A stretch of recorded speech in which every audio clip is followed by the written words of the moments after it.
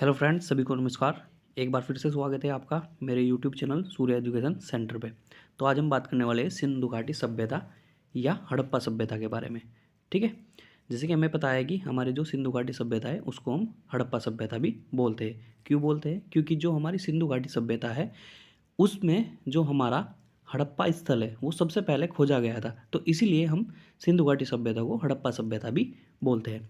ठीक है, तो यहाँ पे बात कर लेते हैं हम अब जैसे कि सिंधु सभ्यता हमारी क्या है? आदि ऐतिहासिक काल की सभ्यता है। कैसी? आदि ऐतिहासिक काल की हमारी जो है सभ्यता है। अब ये आदि ऐतिहासिक काल क्या है? ठीक, तो जैसे कि हमारा इतिहास है, जैसे कि हम पढ़ते हैं पाषाण काल पढ़ते हैं, आपने सुना भी होगा। ठीक है, तो देखो इस तरह से, तो एक तो हो गया प्रागैतिहासिक काल। ठीक, इसको हम 3 खंडों में पढ़ते हैं। ठीक, एक तो हो गया हमारा कौन सा? प्रागैतिहासिक काल, प्रागैतिहासिक काल। एक हो गया हमारा कौन सा? आदि ऐतिहासिक काल। और एक हो गया हमारा कौन सा? तो ऐतिहासिक काल। ठीक है, तो ये इस तरह से हम 3 खंडों में इसको पढ़ते हैं। ठीक होगी बात। अब उसके बाद जैसे कि हमारा कौन सा है? सिंधु घाटी सभ्यता आदि ऐतिहासिक काल का हमारा हिस्सा है। किसका? आदि ऐतिहासिक काल का हिस्सा हुआ। ठीक, क्योंकि इसमें हम देखते हैं कि जैसे कि लिपि है, तो लिपि ऐसी है कि जो नहीं पढ़ाई गई है अभी तक ना। ठीक है, भाव भाव प्रकट करती है, ऐसी लिपि है। ठीक है, अब आगे बात करते हैं। इस सभ्यता के प्रथम अवशेष हड़प्पा नामक स्थल से मिले, जो कि 1921 में मिले। कब मिले? 1921 में प्राप्त हुए। ठीक है, दयाराम साहनी द्वारा 1921 में इसकी खोज हुई है। किसकी? हड़प्पा की। ठीक है, तो इसलिए इसका नाम हड़प्पा सभ्यता भी बोलते हैं। अब सिंधु घाटी सभ्यता क्या आएगी? सिंधु नदी के किनारे स्थित है, ज़्यादातर बसी हुई है, तो इसलिए इसका नाम क्या आएगी? सिंधु घाटी सभ्यता। जैसे कि नदियाँ होती है तो उनकी क्या होती है? घाटियाँ होती है। ठीक है, तो इसीलिए क्या आएगी? सिंधु घाटी सभ्यता। अब आगे बात कर लेंगे, जैसे कि कार्बन डेटिंग पद्धति द्वारा हड़प्पा की तिथि 2500 ईसा पूर्व से 1750 ईसा पूर्व माना गया है। कितना बताया? 2500 ईसा पूर्व से 1750 ईसा पूर्व माना गया है। अब देखो इस पे अलग अलग मतभेद है, मगर जो कार्बन डेटिंग पद्धति है उसके अनुसार, मतलब जो ज़्यादा खोजकर्ता मानते हैं तो वो कितना मानते हैं? 2500 ईसा पूर्व से 1750 ईसा पूर्व। ठीक है, आगे बात कर लेते हैं। हड़प्पा सभ्यता को भारतीय महाद्वीप की प्रथम नगरीय क्रांति माना जाता है। अब माने की बात है कि उस टाइम की बात है, 2500 ईसा पूर्व के टाइम में कोई मतलब ऐसा हुआ कि अब ये भारतीय उपमहाद्वीप की बात हुई। किसकी हुई? भारतीय उपमहाद्वीप की बात हुई। ठीक है, किसकी? भारतीय उपमहाद्वीप। अब भारतीय उपमहाद्वीप जैसे कि मानने की बात है कि कोई हम महाद्वीप हो गया, जैसे कि हमारा एशिया महाद्वीप हो गया, अफ्रीका महाद्वीप हो गया, तो हमारा जो भारत है वो हिंद महासागर से काफ़ी ज़्यादा जुड़ा हुआ है। किससे? हिंद महासागर से काफ़ी ज़्यादा जुड़ा हुआ है, तो इसलिए क्या बोलते हैं इसको? भारतीय उपमहाद्वीप बोलते हैं। ठीक है, प्रायद्वीप भी बोलते हैं। तो हड़प्पा सभ्यता को भारतीय महाद्वीप की प्रथम नगरीय क्रांति माना जाता है। अब उस टाइम पे मानने की बात है कि बहुत ज़्यादा एकदम से उजागर हुई थी ये। ठीक, तो इसलिए इसे क्या बोलते हैं? नगरीय क्रांति। हड़प्पा टीले का सर्वप्रथम उल्लेख 1826 ईस्वी में चार्ल्स मैसन द्वारा किया गया था। किसके द्वारा किया था? चार्ल्स मैसन द्वारा किया गया था। सिर्फ और सिर्फ उल्लेख किया गया था, ना कि खोज किया गया था। अब भारतीय पुरातत्व विभाग के जन्मदाता किसको माना जाता है? तो अलेक्जेंडर कनिंघम को। किसे माना जाता है? तो अलेक्जेंडर कनिंघम को माना जाता है। भारतीय पुरातत्व विभाग की स्थापना का श्रेय वायसराय लॉर्ड कर्जन को जाता है। किसको जाता है? वायसराय लॉर्ड कर्जन को जाता है। उसके बाद हड़प्पा सभ्यता कांस्ययुगीन सभ्यता है। कैसी सभ्यता है? तो कांस्ययुगीन सभ्यता है। ठीक है, अब ये कांस्य क्या होता है कि जो कॉपर और टीन से मिलकर बना हुआ है। किससे मिलकर? कॉपर और टीन से मिलकर बना हुआ है। देखो मैंने यहाँ पे आपके लिए नोट में एक चीज़ लिखी हुई है, यहाँ पे मैं पढ़ाता हूँ कि इस प्राचीन उन्नत सभ्यता का जो रहस्य है वो 1856 जो रहस्य उद्घाटन 1856 में कराची और लाहौर के बीच रेल पटरी बिछाई गई थी। कहाँ पे? कराची और लाहौर के बीच में रेल पटरी बिछाने के दौरान हुआ, जब जॉन बैटन, कौन हुआ? जॉन ब्रंटन और विलियम ब्रंटन नामक दो अंग्रेज थे, जो प्राचीन नगरों हड़प्पा और मोहनजोदड़ो का उन्होंने सिर्फ पता लगाया था। ठीक है, अब इन्होंने पता लगाया। अभी जैसे कि ऊपर मैंने बताया कि यहाँ पे जो कि 1921 में सबसे पहले किसकी खोज हुई थी? तो हड़प्पा की खोज हुई थी। ठीक है, जो कि दयाराम साहनी द्वारा की गई थी। ठीक है, तो सिर्फ और सिर्फ उस टाइम पे इन्होंने पता लगाया जब यहाँ पे हमें जब यहाँ पे रेल की पटरी के लिए खुदाई हो रही थी, तो वहाँ पे क्या? पक्की ईंटों का मतलब पक्की ईंटें मिली वहाँ पे। अब इन्होंने सोचा कि मतलब यहाँ पे पक्की ईंट मिल रही है तो शायद कुछ होगा, तो फिर खुदाई की। तो बाद में तो इस जो खुदाई का आगे चल के जो श्रेय गया वो किसको गया? दयाराम साहनी को, जो पुरातत्व विभाग के हमारे सदस्य थे। तो उन्होंने अपनी टीम गठित की, तो 1921 में तब यहाँ पे खुदाई। ठीक है, आगे बात करते हैं। अब मैंने बनाया हुआ है यहाँ पे हड़प्पा सभ्यता की सीमाएं। क्या? हड़प्पा सभ्यता की सीमाएं। यहाँ पे भी देखो आप, ये बनाया हुआ है नीचे एक मैंने डायग्राम भी लगाया है, ठीक है। ये हमारा हड़प्पा कालीन नगर है। अब देखिए इधर कौन सा सबसे पश्चिम में सूतकांगे डोर है, हमारा पूर्व में कौन है, आलमगीरपुर है, और उत्तर में कौन है, मांडा है, और दक्षिण में कौन है, तो यहाँ पे देमाबाद है, ठीक है। यहाँ पे समझते हैं। अब जैसे कि हड़प्पा सभ्यता की सीमाएं, सबसे उत्तर में कौन है, तो यहाँ पे हम देख रहे हैं कि मांडा, जो कि जम्मू कश्मीर में है, ठीक है, सबसे उत्तरी सीमा है इसकी। इसके दक्षिण में कौन है, यहाँ पे दक्षिणी सीमा कौन सी है, देमाबाद, जो कि महाराष्ट्र में पड़ता है, इसकी दक्षिणी सीमा है। पूर्वी सीमा कौन है, आलमगीरपुर, जो कि मेरठ उत्तर प्रदेश में है, पूर्वी सीमा है इसकी। और इधर कौन सा है, सूतकांगे डोर, बलूचिस्तान पाकिस्तान, पश्चिमी सीमा में, ठीक है। और अगर कोई तो कहाँ पे, पश्चिमी सीमा इसकी सूतकांगे डोर, बलूचिस्तान पाकिस्तान में। अगर आपको कोई समस्या है तो उसको आप कमेंट बॉक्स में बता सकते हैं, ठीक है। तो आगे बात कर लेते हैं। जैसे कि मैंने अभी आपको बताया कि जैसे कि मांडा यहाँ पे हमारा, ये हमारा कौन सा है, यहाँ पे जम्मू कश्मीर है, ठीक है। ये आलमगीरपुर है हमारा, ये यहाँ पे उत्तर प्रदेश, ठीक, मेरठ में है। उसके बाद जैसे सूतकांगे डोर, ये बलूचिस्तान पाकिस्तान में पड़ता है।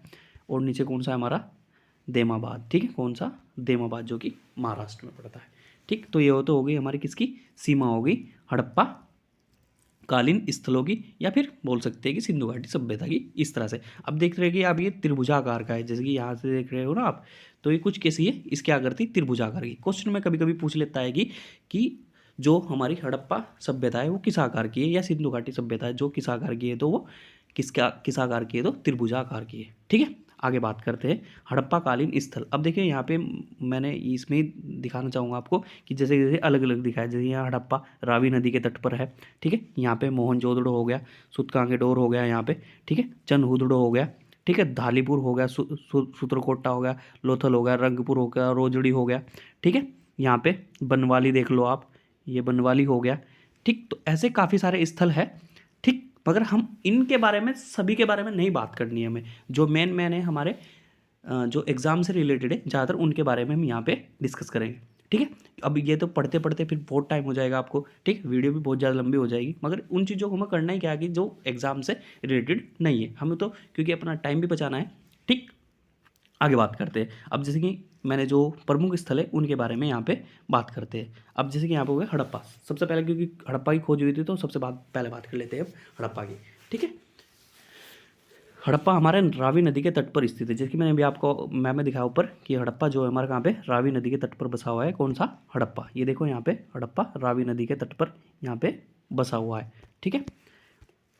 हड़प्पा रावी नदी के तट पर स्थित है। हड़प्पा की खोज 1921 में दयाराम साहनी के द्वारा की गई थी। अब काफ़ी सारे फैक्ट है, बस मैं अलग अलग किताबों से छांट के लेकर आया हूँ आपके लिए, क्योंकि आपके टाइम बच जाएगी, क्योंकि मैंने मेहनत की हुई है, ठीक है।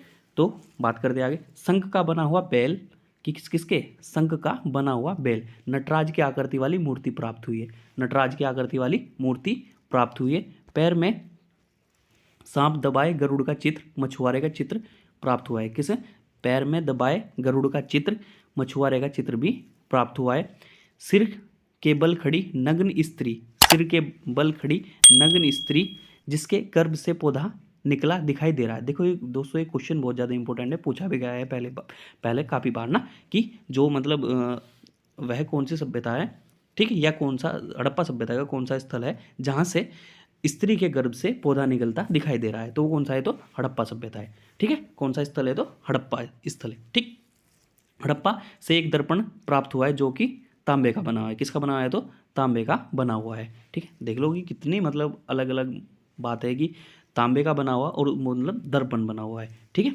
आगे बात करते हैं। जो अगला स्थल है हमारा हड़प्पा सभ्यता का या सिंधु घाटी सभ्यता का, तो वो कौन सा है, तो हमारा मोहनजोदड़ो। कौन सा है, मोहनजोदड़ो। देखो ये बहुत ज़्यादा इंपॉर्टेंट है, ज़्यादातर सन और नदी के किनारे जो दो पूछे जाते हैं वो कौन से है, तो एक तो हड़प्पा हो गया और एक कौन सा हो गया, मोहनजोदड़ो, ठीक है। तो मोहनजोदड़ो ये कहाँ पे है, तो सिंधु नदी के तट पर बसा हुआ है। 1922 में इसकी खोज किसने की थी, राखल दास बनर्जी द्वारा की गई थी। किसके द्वारा की गई थी, राखल दास बनर्जी द्वारा की गई थी।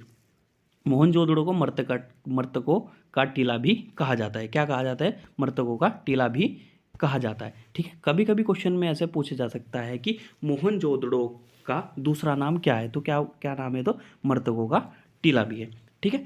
भवन पक्की ईंटों द्वारा निर्मित तथा सीढ़ी के साक्ष्य भी मिले हैं। क्या, भवन पक्की ईंटों द्वारा निर्मित, कहाँ पे, मोहनजोदड़ो में, तथा सीढ़ी के साक्ष्य भी मिले हैं। उसके बाद एक श्रृंगी पशु आकृति वाली मोहर प्राप्त हुई। देखो दोस्तों, कभी भी मुद्राएं वहाँ से नहीं मिली है, ठीक है। अब सोने के सिक्के या फिर चांदी के सिक्के ऐसे कुछ नहीं मिला है, ठीक है। तो यहाँ पे क्या बताया कि भवन पक्की ईंट द्वारा निर्मित तथा सीढ़ी के साक्ष्य भी मिले। एक श्रृंगी पशु आकृति वाली मोहर प्राप्त हुई है। क्या हुई है? एक श्रृंगी वाली पशु की जो है क्या मोहर प्राप्त हुई है। उसके बाद मोहनजोदड़ो की जो मुख्य सड़क है वो कितनी चौड़ी थी? तो 10 मीटर चौड़ी थी, ठीक है। मोहनजोदड़ो में सबसे बड़ा भवन कौन सा है? तो विशाल अन्नागार है। विशाल अन्नागार मतलब जहाँ पे हम अन्न रखते थे अपना ना इकट्ठा करके, ठीक है। देखो कभी कभी ऐसा भी आ जाएगा कि जो विशाल मतलब सबसे बड़ा स्थल, ठीक। अब स्थल की बात आई तो वो कौन सा होगा? विशाल अन्नागार होगा। एक बात आती है कि विशाल स्नानागार, क्या बोलते हैं? विशाल स्नानागार। वो भवन तो नहीं हुआ, वो स्नान करने के लिए हो गया, तो उसे क्या बोलते हैं? स्नानागार। तो सबसे बड़ा जो भवन था वो कौन सा था? विशाल अन्नागार था, ठीक है। ये कहाँ पे पड़ता है? तो मोहनजोदड़ो में पड़ता है। मोहनजोदड़ो में आपको एक बार डायग्राम में दिखा देता हूँ। देखो यहाँ पे मोहनजोदड़ो कहाँ पे पड़ेगा? ये सिंधु नदी है हमारी, ठीक है। तो हमारा मोहनजोदड़ो कहाँ पे है? तो सिंधु नदी के किनारे। अब देखो यहाँ पे चंद्रहुदड़ो भी सिंधु नदी के किनारे पे बसा हुआ है, ठीक है। आगे बात करते हैं। 2 स्थल हो गए। अगला हमारा कौन सा है? लोथल। लोथल हमारा गुजरात में पड़ता है। लोथल भोगवा नदी, कौन सी नदी? भोगवा नदी के किनारे गुजरात में स्थित है। कहाँ पे? भोगवा नदी के किनारे गुजरात में स्थित है। 1955 से 63 ईस्वी में SR राव तथा माधव स्वरूप वत्स द्वारा खोजा गया था। किसके? SR राव तथा माधव स्वरूप वत्स द्वारा क्या क्या की गई थी? इसकी खोज की गई थी। अब देख लेते हैं इसके साक्ष्य मतलब क्या क्या मिले हैं यहाँ से, उनकी बात करते हैं आगे। गोदीवाड़े के साक्ष्य प्राप्त हुए, जो गोदीवाड़ा है उसके साक्ष्य प्राप्त हुए। चावल तथा बाजरा के साक्ष्य भी यहाँ से प्राप्त हुए। चावल और बाजरा के साक्ष्य भी यहाँ से प्राप्त हुए। आगे बात कर ले। 2 मुँहे वाले राक्षस के अंकन भी प्राप्त हुए। किसके? 2 मुँहे वाले राक्षस के अंकन भी प्राप्त हुए हैं। पंचतंत्र की चालक लोमड़ी का अंकन भी यहाँ से प्राप्त हुआ है।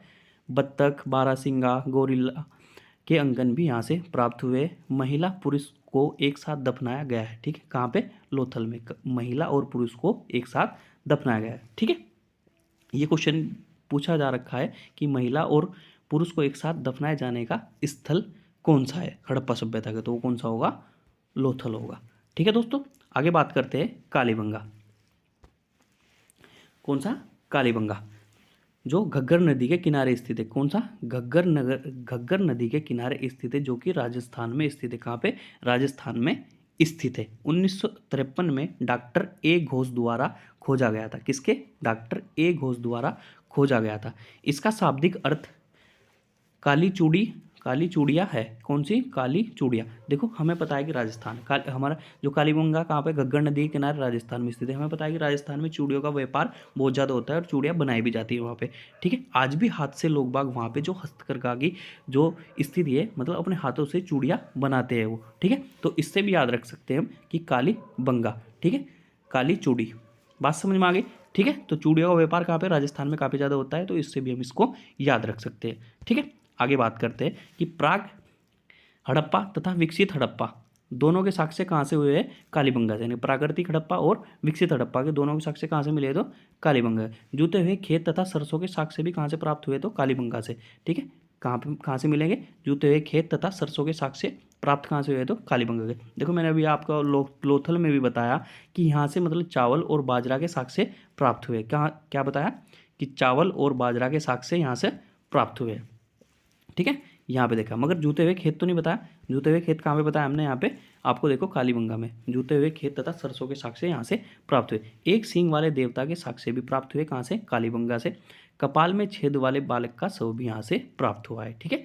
कपाल में छेद वाले बालक का शव भी यहीं से ही प्राप्त हुआ है। उसके बाद चंद्रहुदड़ो, ठीक है। अब जैसे कि कालीबंगा, कालीबंगा मतलब राजस्थान। अब राजस्थान तो आपको पता है, ठीक है। अब बात करते हैं चंद्रहुदड़ो। जैसे मैंने आपको मैप में ऊपर दिखाया था भी कि चंद्रहुदड़ो भी कहाँ पे? सिंधु नदी के किनारे बसा हुआ है। और मोहनजोदड़ो भी कहाँ पे? सिंधु नदी के किनारे बसा हुआ है। सिंधु नदी के किनारे स्थित सिंध पाकिस्तान में, पाकिस्तान का एक क्षेत्र कौन सा है? सिंध, ठीक है। सिंध के किनारे स्थित है। 1931 में NG मजूमदार द्वारा खोजा गया था। किसके द्वारा खोजा गया था? NG मजूमदार द्वारा खोजा गया था, ठीक है।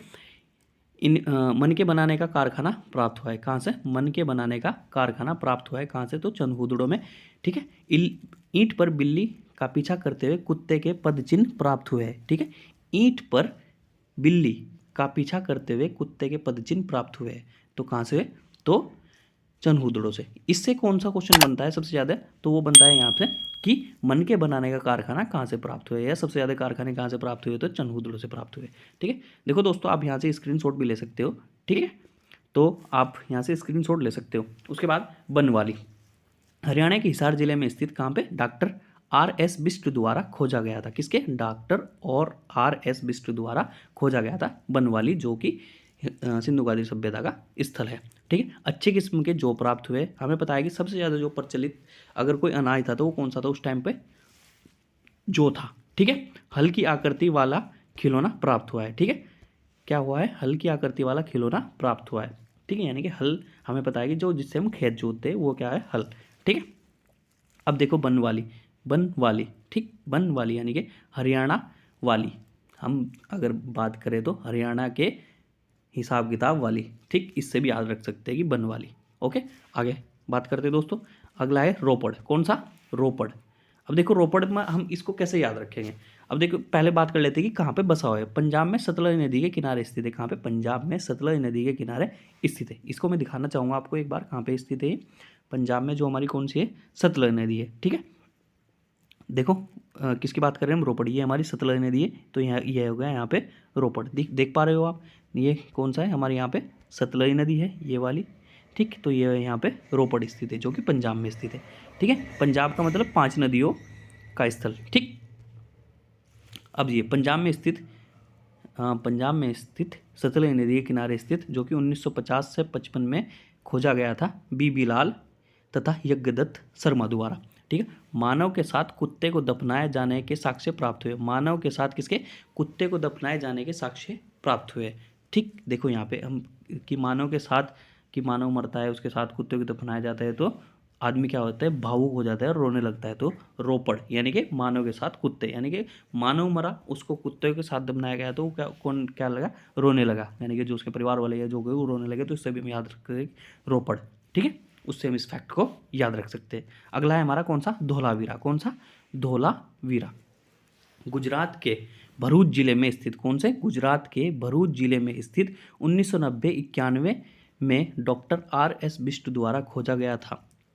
किसके द्वारा, डॉक्टर R.S. बिष्ट द्वारा खोजा गया था। जल प्रबंधन के लिए 16 जलाशयों की प्राप्ति भी कहाँ से हुई, तो धोलावीरा से। ये क्वेश्चन पूछा गया है बार बार कि जल प्रबंधन के लिए 16 जलाशयों की प्राप्ति कहाँ से हुई है, तो धोलावीरा से हुई है। ठीक है दोस्तों, आगे बात करते, कौन सा है, सुरकोटदा, कौन सा, सुरकोटदा। ये भी गुजरात में पड़ता है, गुजरात के कच्छ में स्थित है। ठीक है, हमें पता है कि कच्छ का रण, ठीक पता है ना, जैसे कि हमारा यहाँ से हो गया है, तो ये तो हो गया, इसे बोलते हैं कच्छ और इसे बोलते हैं हमारा सौराष्ट्र। ये हो गया हमारा सौराष्ट्र और ये हो गया हमारा कच्छ। ठीक है, तो गुजरात में कच्छ में स्थित है। ठीक है, शॉपिंग कॉम्प्लेक्स के साक्ष्य भी प्राप्त हुए, घोड़े की अस्थियाँ प्राप्त हुई यहाँ से। इतने फैक्ट है, देखो दोस्तों काफ़ी ज़्यादा फैक्ट हो जाएंगे। ठीक, अब ये वीडियो भी लंबी हो जाएगी तो आपको इतना ज़्यादा नहीं पढ़ना है। ठीक है, अब क्वेश्चन में जो बार बार रिपीट हो रहा है उसको ही, अब मैं काफ़ी सारी बुक से आपके लिए ये बना के ले आया, काफ़ी ज़्यादा मेहनत की हुई है इस वीडियो में मैंने। तो आगे बात करते हैं, क्षेत्रफल की दृष्टि से हड़प्पाकालीन नगरों का क्रम। क्षेत्रफल की दृष्टि से किसका, हड़प्पाकालीन नगरों का क्रम देख लेते हैं। तो सबसे बड़ा जो स्थल है वो कौन सा है, देखो हमें पता है कि जो हमारा हमारी सिंधु घाटी सभ्यता है, क्या सिंधु घाटी सभ्यता है 2 देशों में फैली हुई है। एक तो हमारे भारत में फैली हुई है, ठीक, कुछ इस प्रकार ये हो गया, और इधर से कौन सा, पाकिस्तान में फैली हुई है। ठीक है, ये हमारी सिंधु नदी है कुछ इस तरह से। हमें बताया कि पाकिस्तान और हमारा जो इंडिया है, ठीक है, ये हो गया हमारा पाक और ये हो गया हमारा इंडिया हो गया। ठीक है, यहाँ पे दोनों में फैली हुई है। अब जो हमारा कौन सा मोहनजोदड़ो कहाँ पे बसा हुआ है, तो सिंधु नदी के किनारे पे बसा हुआ है। ठीक है, और जो हमारा बाकी और स्थल है, कुछ यहाँ पे गुजरात में है, कुछ यहाँ पे मैंने बताया था आपको पंजाब में है, कुछ राजस्थान में है, कुछ हरियाणा में है, कुछ जम्मू कश्मीर में है। ठीक है, तो इससे बात समझ में आती है। तो जो सबसे बड़ा स्थल है इनमें वो कौन सा है, तो मोहनजोदड़ो है। उससे छोटा फिर कौन सा है, हड़प्पा है, फिर धोलावीरा है, और फिर कौन सा है, कालीबंगा है। यहाँ पे एक चीज़ बात याद रखने वाली होगी, भारत के अंदर सबसे बड़ा हड़प्पाकालीन स्थल कौन सा है, तो वो कौन सा है, तो धोलावीरा है। कौन सा है, तो दोस्तों धोलावीरा स्थल है। ठीक है, याद रहेगा, आपको याद रखना पड़ेगा बिल्कुल आपको, कि क्वेश्चन बन सकता है बिल्कुल। देखो जीके की तो बात ऐसी है कि क्वेश्चन कहीं से भी पूछ सकता है वो। ठीक, तो धोलावीरा भारत में स्थित सबसे बड़ा हड़प्पाकालीन स्थल है। उम्मीद करता हूँ कि आप याद रखोगे इसको। ठीक, देखो आपके लिए मैं बहुत ही वो बना के लेके आया हूँ, आप यहाँ से स्क्रीनशॉट ले सकते हो, इसका नोट कर सकते हो तो नोट कर लो, ठीक है। नदियों के किनारे बसे हड़प्पा कालीन नगर, ठीक है, नदियों के किनारे। मैं पहले नदियों के किनारे बनाने वाला था, मगर मैंने सोचा कि बाद में आपको सभी कुछ एक जगह इकट्ठा करके दे सकता हूँ, तो मैंने यहाँ पे बना दिया। जैसे कि यहाँ पे नगर लिखे हुए कि जैसे कि हड़प्पा हो गया, मोहनजोदड़ो, लोथल, कालीबंगा, रोपड़, आलमगीरपुर, सुतगांगेडोर, मनवाली, चंदूर, तो इनकी नदियों के किनारे, जिन नदियों के किनारे बसे वो लिख दिया मैंने। यहाँ पे खोज करता है देखिए, यहाँ पे वो भी लिख दिया है मैंने कि किस किस ने कहाँ कहाँ पे खोज की, वो भी लिख दिया मैंने, ठीक है। तो जैसे कि यहाँ पे खोजकर्ता दयाराम साहनी वगैरह वगैरह ये सब हो गए, राखलदास बनर्जी, रंगनाथ राव, ठीक। और इनकी खोज कब कब हुई थी वो भी मैंने यहाँ पे लिख दिया है, ठीक है दोस्तों। तो उम्मीद करता हूँ आपको कुछ यहाँ से सहायता मिली होगी। आगे बात करते हैं, अब देखते हैं अन्य महत्वपूर्ण तथ्य जो बच गए उनको देख लेते हैं, ठीक है। जो हमारे अन्य महत्वपूर्ण तथ्य है, एक लाइन वन लाइनर है, फटाफट फटाफट हम इनको कवर कर लेते हैं। अब भारत में वास्तुकाल का आरंभ सिंधुवासियों ने किया था। देखो हमें पता है कि भारत में वास्तुकाल मतलब हमारे जैसे घर बनाने की, हमें पता है कि जो सिंधु घाटी सभ्यता है वो कैसी सभ्यता थी, हमारी नगरीय सभ्यता थी। कैसी सभ्यता थी? नगरीय सभ्यता थी। तो इसीलिए जो भारत में वास्तुकाल का आरंभ किसने किया था? तो सिंधुवासियों ने किया था।